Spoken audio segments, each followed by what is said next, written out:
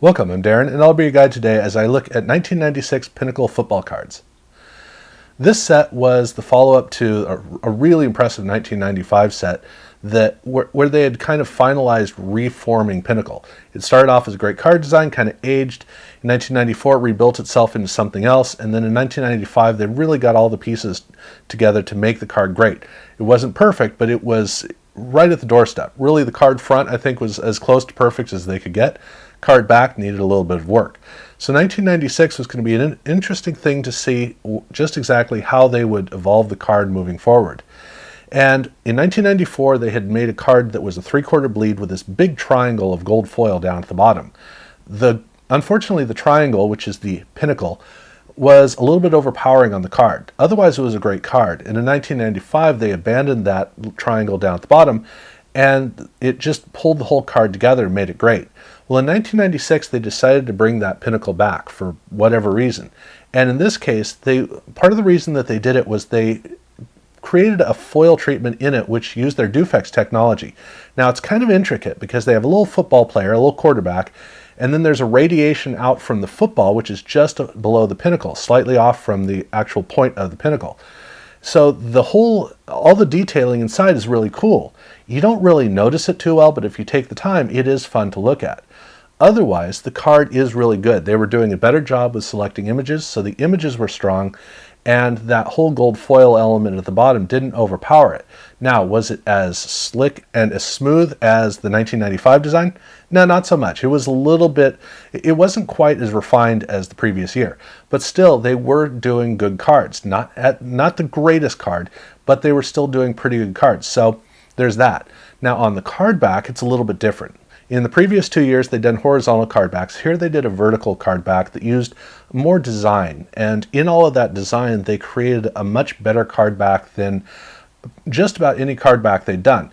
The first year they'd done, in 1991, they'd done a good card back. The second year they'd done a pretty good card back. And this falls right into that range. It is a very well-designed card back. It looks great. It reads well, and I think it's more the strength of the card than the card front. But still, they were still making really good cards. But Pinnacle was starting to explore the world of parallels. And in this case, they didn't just do parallels. They did separate releases. So the main cards have a regular glossy shot of the player with the gold foil down at the bottom. Then they also did a foil version of these cards. And here, the triangle down at the bottom, there's no change to it, but it's the image up above that has a full chrome finish over it. And that foil quality kind of dampens the card. It's an interesting approach they did. It wasn't as strong, but it was neat to have a whole nother set to collect. And all 200 cards of the set were released in this way. So you had packs of the regular, you had packs of this foil, and then you also had packs of what they called premium stock. And the premium stock cards are they're a higher end release. Basically, they're more limited. That's the key. They would do it again in 1997 with Score. The card is the same except for the fact that the gold foil at the bottom is now silver. That's the only difference. And it's actually a strength because it's a silver foil color. The color itself is muted, so it doesn't compete with the image. And so it kind of blends in, and it's a better accent for the rest of the cards. So in that way, it is actually a lot better. But again, this is a 200 card set where this was done across the entire span. So it's basically three parallel versions of the same card, all released in separate packs. But they did still do the parallels, the limited release parallels in packs they'd done the previous 2 years, or previous year and 2 years, starting with Trophy Collection. So Trophy Collection they developed in 1994, they continued it in 95, and here in 1996 they kind of refined it even beyond what they'd done in the previous year. Not a lot. The previous year they'd done a really good design, but in 1994 when they developed Trophy Collection, they used the Dufex technology to have a radiating pattern coming out from the top of the gold triangle. Well, here they had the gold triangle again, and so again they had the radiating patterns coming out from it.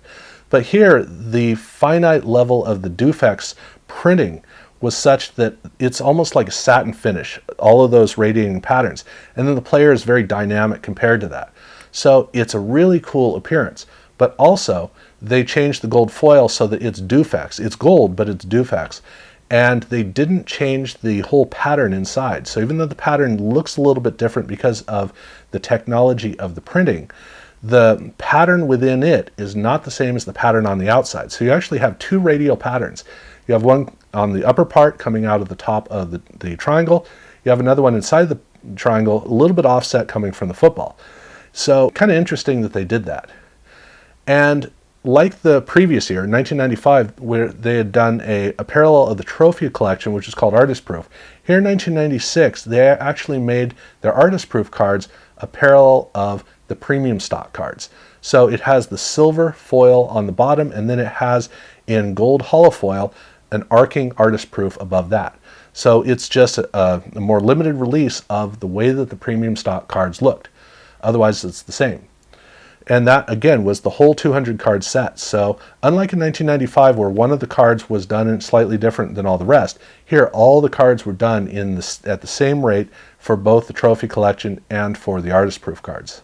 And then they also did a subset. This was called Bid for Six. At this point, for the 1996 release, the San Francisco 49ers and the Dallas Cowboys were the previous two Super Bowl winners. The San Francisco 49ers reaching their 5th Super Bowl win, and then that was followed up by the Dallas Cowboys also reaching their 5th Super Bowl win. So there were two teams that were now at the doorstep of 6 Super Bowls. Even the Pittsburgh Steelers hadn't quite gotten to 5 at this point. They were still buried down at 4. It's kind of funny to think that these were the two teams that were supposed to hit that 6th Super Bowl mark, considering that in the meantime, only one of those two teams has made it to the Super Bowl, and even they didn't win it. So here we are in a situation where the Pittsburgh Steelers jumped past both of these teams to hit 6, and there's another team that got past 5, and I'll let you figure out who that team is. So at this point, we were looking at the Cowboys and the Niners, who were still hot. They were still leading the league, and we were wondering who was going to reach 6. So here was a subset where you had a bunch of San Francisco 49ers and a bunch of Dallas Cowboys who all had the same card design, and so is basically kind of exploring that idea. And the cards themselves are really dark in terms of how they're designed, with a big spotlight. It's kind of like it's a glossy surface, and there's a spotlight shining back, the way that it works. And yet it does a great job of really showcasing the player. So the player stands out on this card in a beautiful way. And then down at the bottom, they have gold foil for the details down at the bottom, which makes a really rich texture to the card. So the way that the card looks is really quite cool. And the trophy collection version of the card is really neat because that burst of light, here it's a radiating pattern. So the whole Dufex approach to the card is this radiating pattern out from it, which helps you to realize that the design that they went with on the main card is that the O of Super Bowl is kind of like an explosion. In this case, it really does look like an explosion, which makes this card a lively card and an exciting card, which is, it's a pretty cool trick that they played. And these cards also did come with the Artist Proof, but unlike the main cards, here Artist Proof is just a straight little piece of text down at the bottom left-hand corner. That's it. Otherwise, the card is, again, obviously the same. And then they did do a special card for Brett Favre, and this is basically exploring how Brett Favre had become really popular. And there was, right at this time, there was this big fascination of the strange Green Bay Packers cheeseheads. I still don't get it, but I don't get Packers fans overall. But it was actually a craze that was going on right now where the whole country was discovering these cheeseheads. So they made a card about it. And it's kind of an interesting addition to the set. And they closed the set out with their checklist. And like in 1995, here they have a player on the front, and then on the back they have the checklist. But unlike the 94 and 95 checklists, here the checklists are actually all straight numbers, all in a row. So they didn't differentiate the two different conferences. So it's a more straightforward checklist, which is really a smarter move to make. But that was the set, and they didn't do anything special. They didn't do any SP cards. They basically just left it as this. But I mean, this was a lot. They had 3 different releases of the cards. And so that means there are 5 versions of every single card in the set to collect, which is a lot if you're going for all of that. So what we have left are basically the inserts, starting with Black and Blue. Now, Black and Blue was debuted in 1995. Here they went with a more traditional Dufex, which looks a lot better, except the card is too busy. The images are too busy, the card is too busy. So even though the Dufex has a better quality to it, it doesn't have anything really distinctive about it. Now, if you take the time, it is kind of fun to explore the card. But otherwise, it's not really all that, not really all that remarkable. They also did a set of rookie die cuts. These are the 3-2-1 die cut jerseys. And these are rookies and first-year players. So basically 95 and 96 draft picks. These cards are really cool because first off, they're a thick card, which makes the die cut work a lot better, and they are the exact dimensions of a card. So the side to side is the width of a card, and the top to the bottom. The top itself is the actual points at the top of the jersey, but it's a pretty robust card, so these cards don't really get damaged too well, and that's a good thing about the cards. But the big advantage to them is that the jersey, which is the background behind the player, works as a wonderful backdrop to the player. The strength of the jerseys look great. You can see here with Terrell Davis that just the bright orange really does do a great job of showcasing him. So that's wonderful. And on the card back, it looks good even though you can't necessarily read the text. But where this card set was really interesting was they had a parallel where they did a holofoil, but it wasn't really a holofoil. It's more like what they did in 1995 Summit. This is a bunch of striated patterns with the holofoil texture that just is really lively. And it's only the background, not the player.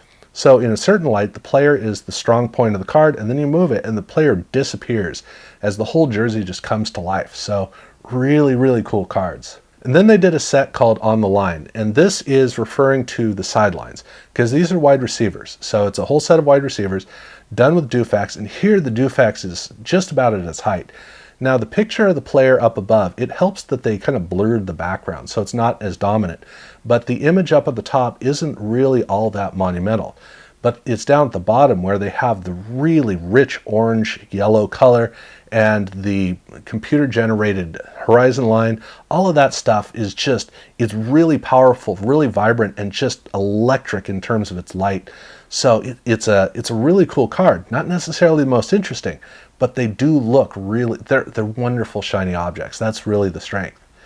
And then also with their Team Pinnacle, which they had done just about every single year they'd done a release, here they followed with the tradition of the previous 2 years of having Dufex on the front and not on the back.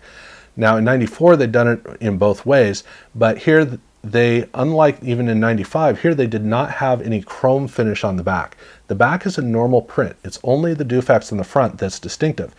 But the Dufex on the front is really impressive here in a better way than the On the Line. The online cards, they have a dynamic bottom. In this case, the player is a very rich dynamic Dufex approach, and then the football backdrop is, it's not as lively, but because of the Dufex, it's just very bright, and it's kind of an electric light just shining in your eyes, which is really neat.